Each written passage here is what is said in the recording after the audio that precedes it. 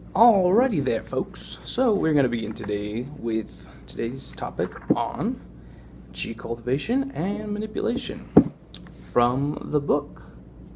Voila! What do you know? Get it on Amazon, $10. Anyway, it's early in the morning, and we're going to be reading from the passage, Introduction to Chi Cultivation. And I wanted to also put the dedication also of this book forward so you can see it firsthand. To Grandfather Jan, who risked everything for freedom. Just a little passage. And that, my friend, my father. Well, I say my mother's father, my grandfather. That is a story for another time. Anyway, let's get into the book. So, I have Introduction to Chi Cultivation. These are mediocre times. People are starting to lose hope. It is hard to believe that there are many extraordinary things inside themselves and others, and I hope you can keep an open mind. Mr. Glass, Unbreakable.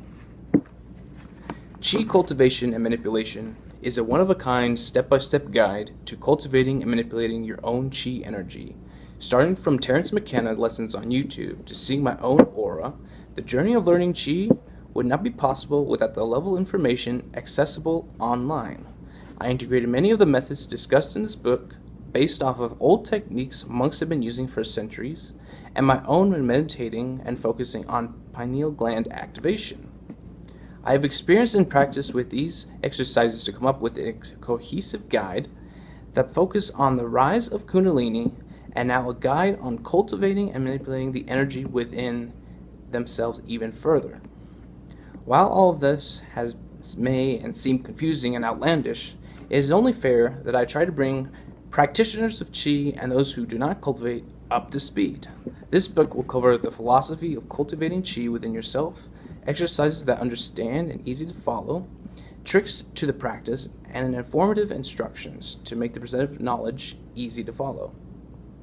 For those of you who are new to magic, or those who do not believe in its existence, I urge you to have an open mind when exploring these abilities, and remember, this content is not taught in modern academia, nor is it intended. And I want to talk about also the passages and what I read in the book so we can further that further. So the paragraph is starting with the two guides that are here, the DMT meditation and the Chi cultivation books. But the big difference between the DMT meditation book that I wrote out of spite versus this book is that this one has a structured format to it that you can easily follow. And most importantly, I guess would say that what I'm going to teach you, or what you want to learn from this, is that you will not find it in college or high school or middle school. It does not exist. It does not have a place in public schools here in the United States, or even the private sector, like I said, college. Like even college will not delve into this. One of the oldest traditions and skills humans delved in was using their internal energy that they could feel when under the influence of certain substances or during mental states that were open to their body's awareness. This energy has been dubbed many names per cultures, such as psychic energy or bioenergy, even chrism of the body of Christ. But this guide is simply called Chi energy. Chi can be detected with practice and capable of building upon its foundation the creation of more Chi, known as cultivating Qi or cultivation.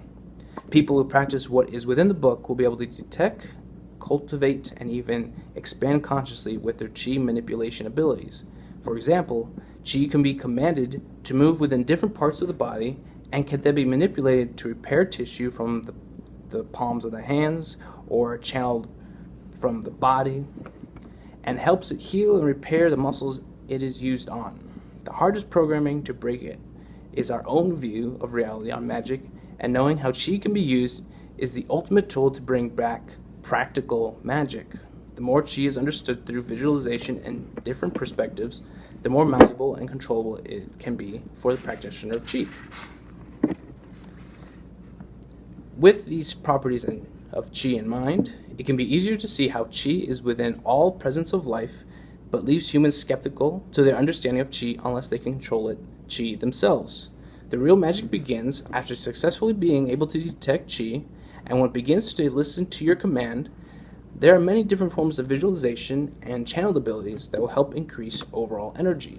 I will discuss Qi's connection to other internal abilities, such as the third eye, the pineal gland, and how to prepare for specific meditation goals and help you understand the ultimate goal of learning to cultivate Qi. So for these two passages, the introduction to Qi, I am going to break the paradigm shift that you can think of Qi as an energy. You have internal energy. It's controllable by your mind, and it has an influence on the world and yourself. And these big three things, the energy itself within you, the commanding ability, and its influence on the world, this is the formation of real magic, that you can intend something on your mind to act upon the world, and its will that you put in allows it to happen. And the process that I talked about here, in which you can heal someone's muscles or spiritual self or even their body, giving back energy, is Reiki, which is when people are transferring their own energy through their palms into someone else. For those of you who are skeptical to the real phenomenon of what Qi is capable of, let me propose a question. The more you associate with ideas, actions, and goals of a particular niche, do you also increase its presence within your reality? Wouldn't Qi work the same way if you focused on cultivating it with the same seriousness? A new athlete to the football team knows little about applying themselves to the strategy of the game, but they are persistent in practice. They will eventually display skill and talent over time. This idea of reality molding to your actions is also how you will detect Qi. You have to be willing to distort and wrap your own reality around itself towards discovering and learning. You will also open up paths of discovery that can be shared with others, furthering their own understanding of reality and its vast complexity. Therefore, it is not really practice that allows the improvement of Qi, but rather that you already could and you didn't know how. It is like discovering you have a knack for hurling a football. You didn't realize you could throw a football far until practice, but it makes you wonder if you're already designed to be able to throw far. Knowing your abilities with Qi will open your eyes up to the new wonders of what life has to offer, and lose interest in delving into physical reality without mental strength that comes with Qi cultivation. Your lust for life's truths and meanings rather than obsess over what is crafted for the sleeping populace perception of a three-dimensional reality. So this is taking it up to a whole new level to break another social paradigm, is that someone is going to save you is not exactly true. Someone is going to teach you something is not exactly true.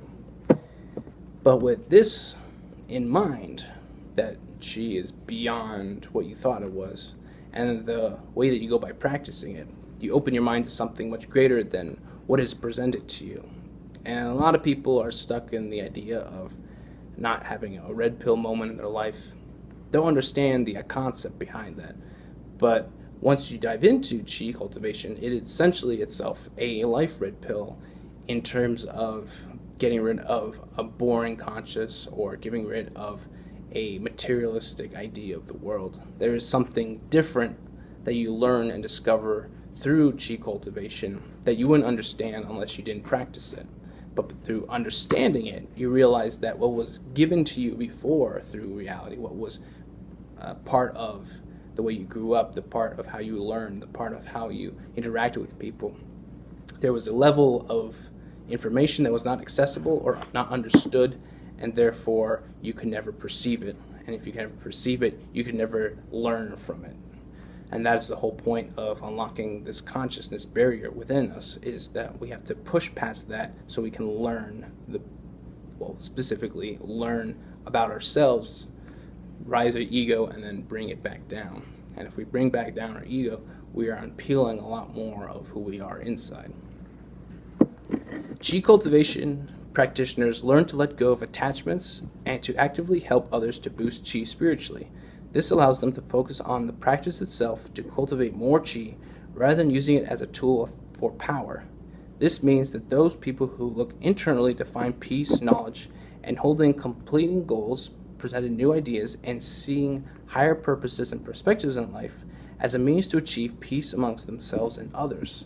Those of who wish to learn about chi cultivation must believe and act with the same dedication as if joining a sports team, the military, the ability to cultivate a mind of willpower. Imagine and practice your commitment, and you'll see results when cultivating and manipulating chi. Let's get to it. And with that note, I will continue on with the next videos, going into definitions and terms and what we'll be covering in the next vid. But for now, to leave you with the final passage and to explain that knowledge in itself of chi and the abilities that you can use with it over time becomes such an integral part of your life that your experience with it, your feeling with it, and the sensitivity you have with it can only be boosted and so much more. It's almost as if you cannot normally function because there's something in the way to block you from really expressing what you want to say, because in doing so you're going against everything you believed in. An example is somebody would ask you if you like something in life and you want to say yes, but to do so would tarnish its real form, because in reality you cannot express the love and gratitude for something that you truly appreciate. Words and language cannot describe that. And that is simply what chi and energy is to people nowadays, is that it's beyond description. It cannot be controlled or it's not understood. But with this you can. It's simple. You just got to follow the program, the practice, watch the videos. But more importantly, out of all this, is to understand that if you're going to do this task, if you're going to actually delve into real magic or practical magic using your own abilities and what your body is capable of, you must take it upon yourself seriously. You must dedicate a good year to it if you want to fully understand just even the smallest level of it. To truly appreciate it and to truly bask within its ability, you have to at least have a year of really solid practice. But more of that will come later. This has been reading from the book Chi Cultivation and Manipulation by myself. You can get it on Amazon for $10 along with DMT meditation for $7. I appreciate everyone for sticking around and watching this video. I'll see you next time.